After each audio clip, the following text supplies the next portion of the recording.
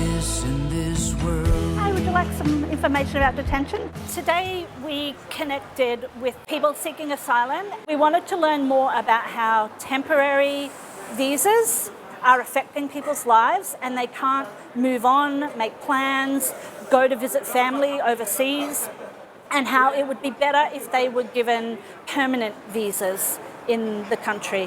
When I arrived to Australia, my son was very little, 5 years and 7 years.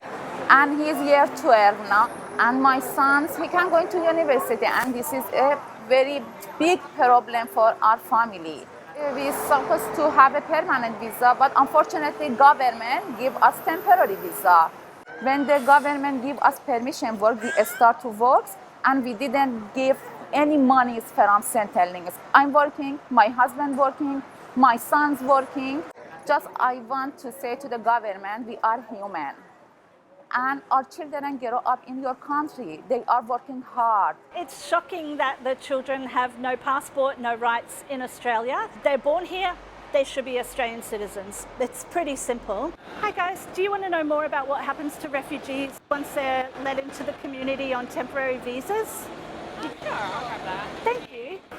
Today I heard about a man who has been here for 8 years and his parent died and he could not get permission to go overseas to visit the parent, which of course is a right that any Australian would have.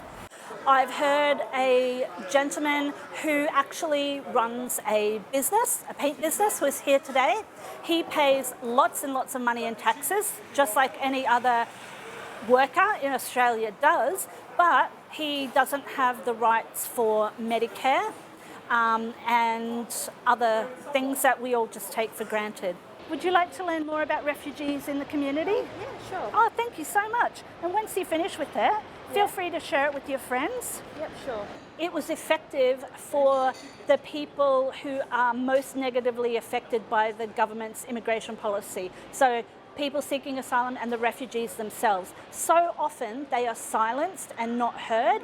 So to have them here and supported by other people, such as Australian citizens like myself, it was really effective to give them a voice, get them out there and make them feel that they're not alone. So that was really effective. Secondly, visibility about this issue is always effective. You cannot start to change minds until people are aware of what's happening.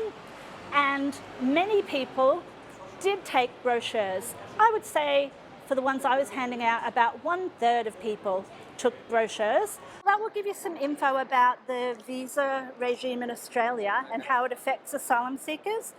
They're calling for an end to temporary visas. When you're finished with it, share it with a friend. Even if you agree or disagree, it's good to get that discussion going. If we build this every Wednesday, the message will get out there more.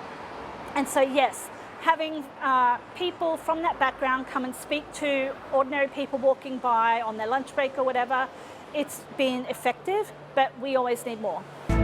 There's no justice in this